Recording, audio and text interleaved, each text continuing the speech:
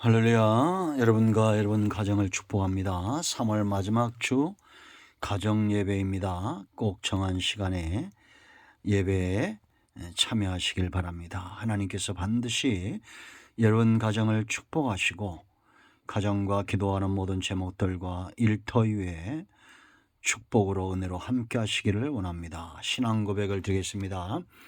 나는 전능하신 아버지 하나님 천지의 창조주를 믿습니다.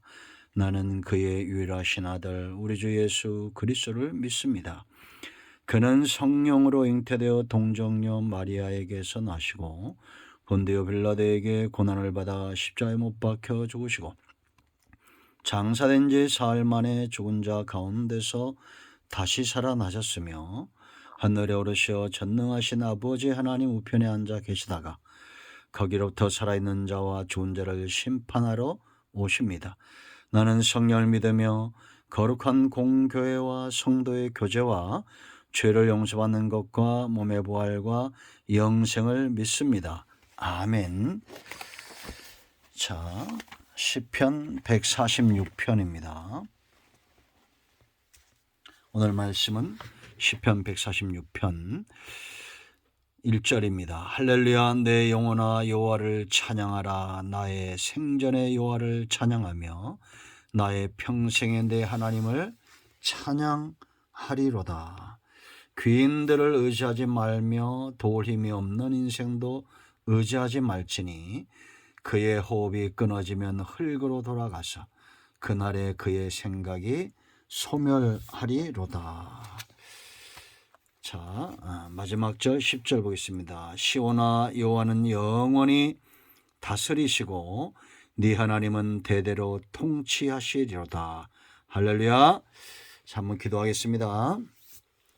영광과 감사를 우리 하나님께 올려드립니다. 온 마음으로 하나님을 사랑합니다. 주의 이름으로 모이는 곳 가정마다 하나님께서 은혜를 주시고 응답하여 주시기를 원합니다. 예수님의 이름을 의지합니다. 주의 보혈을 의지합니다. 우리의 모든 죄와 허물을 사하시고 하나님의 선하심과 인자하심으로 응답하여 주시옵소서. 가정마다 하나님을 향한 소원을 두시고 기도의 소원을 주시며 간구할 수 있는 힘을 주시고 응답하여 주시기를 원합니다.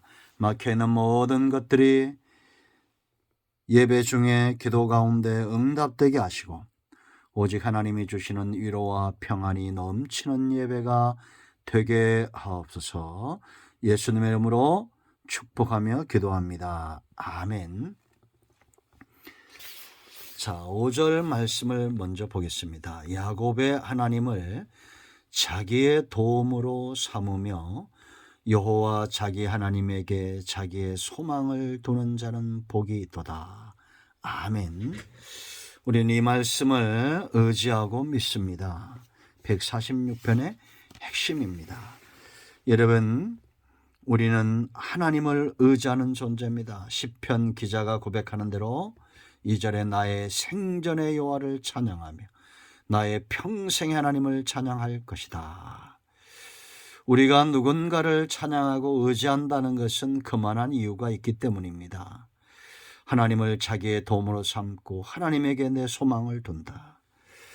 마음이란 것이 내 안에 여러 가지 소망이 존재할 수가 없죠. 하나의 소망입니다. 그러면 왜 이렇게 하나님 외에는 소망을 두지 않는다는 것은 하나님만 섬기며 경외한다는 것입니다. 온 마음이 그렇게 하나님께 속하기를 원하는 것입니다. 이럴 땐 이유가 있을 거 아닙니까? 그 첫째는 영원한 것이 세 가지가 있는데 그 첫째는 바로 하나님의 능력의 영원함 때문입니다. 지금 시편 기자가 권면하죠. 3절 보세요. 귀인들을 의지하지 말며 도울 힘이 없는 인생도 의지하지 말지니. 왜 의지하지 말아야 됩니까? 4절에 그의 호흡이 끊어지면 흙으로 돌아가서 그날에 그의 생각이 소멸하리로다. 생각과 계획은 능력대로 이루어지는 거 아닙니까? 세상에 아무리 뛰어난 귀인도 도울 힘이 없다는 겁니다. 왜냐? 호흡이 끊어지면 한계가 있다는 거죠. 흙으로 돌아간다는 겁니다. 그날에 그들이 모여있던 모든 생각도 다 소멸되는 것입니다. 그러나 하나님은 영원하신 분입니다. 그 능력이 영원하신 분이에요. 아멘. 우리 일생에 하나님의 능력을 의지하는 자들이 복이 있습니다. 연약한 자의 지혜나 능력을 의지하지 마시고 우리 평생에 전능하신 그 능력이 영원하신 하나님을 의지하는 지혜로운 성도들이 되기를 원합니다. 내가 지금 누구를 의지하고 있는가? 가장 가까운 가족도 서로 죽이는 그런 시대가 되었습니다. 의지할 수 없는 존재라는 것을 인정해야 됩니다. 하나님을 의지하고 그 힘과 그 사랑으로 사람들에게 베풀어 주는 삶이 복 있는 인생입니다. 왜 하나님을 내 평생에 나의 도움으로 나의 소망 삼아야 되냐? 가장 중요한 것은 하나님의 능력은 영원의 변함이 없다. 여호와다. 스스로 계신 하나님, 전능하신 하나님입니다. 두 번째 하나님이 영원하신 것이 있습니다. 6절 7절 말씀을 보세요. 7절 상반절. 자, 6절 보세요. 여호와는 천지와 바다와 그 중에 만물을 지으시며. 믿으십니까? 인정하십니까? 하나님은 천지를 창조하신 창조주다라는 겁니다. 이런 창조주 되신 하나님에게 영원한 것이 있는데 영원히 진실하심을 지키시며 그랬습니다.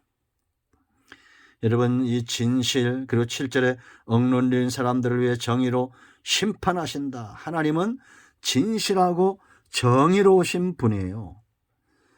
정의롭지 못한 사람, 진실하지 못한 사람이 판단한다고 생각해 보세요. 여러분, 이런 판사들이 얼마나 많습니까? 그러나 하나님은 진실하시고 정의로우신 분입니다. 우리를 창조하신 분이고 우리의 생사하복 가운데 심판하시고 판단하시는 분입니다. 여러분, 진리, 진실, 정말 진리는 길은 무엇이냐? 자동차가 고장이 나면 공업사를 찾는 것처럼 모든 인생은 창조주이신 하나님을 찾는 것이 이것이 진리입니다. 이 하나님이 저와 여러분을 진실함과 정의로운 속성으로 우리를 창조하신 거예요. 그러니 나를 가장 잘 아시는 분은 누구겠습니까? 하나님이십니다. 우리에게 거짓됨을 가르치고 주입하는 이단과 사이비들은 자동차에 기름을 넣지 않고 물을 넣는 것과 똑같은 겁니다. 그러면 퍼지게 되어 있습니다. 이단이 끝이 다른 겁니다. 이게 요즘 스스로 선지하다 하는 자들이 얼마나 많이 있습니까? 이단의 자리에 있는 괴수들이 얼마나 많습니까? 여러분, 속지 마세요. 하나님만이 진실하시고 하나님만이 정의로우신 분이며 우리의 생사복을 온전히 판단하실 수 있는 분이다라는 겁니다. 또 하나님께서 영원하신 것이 있습니다. 그건 뭐냐? 바로 긍휼하심이 영원하신 거예요. 하나님의 긍휼. 여러분이 긍휼이라는 것은 대가를 바라지 않는 사랑인데 사랑한다 말하는 자들의 행동입니다. 이것은 어떤 행동이냐? 필요한 것을 해결해 줄 수 있는 능력이에요. 배고픈 자에게는 떡을 줘야 되겠죠. 배고프고 굶주린 자에게 다른 것을 준다고 생각해 봤을 때 도움이 되지 않습니다. 그래서 여러분 7절 말씀 보면 억눌린 사람을 위해 정의로 심판하시며, 우리가 살다 보면 억울하게 누명을 쓸 때가 있고 억울한 일들이 얼마나 답답합니까?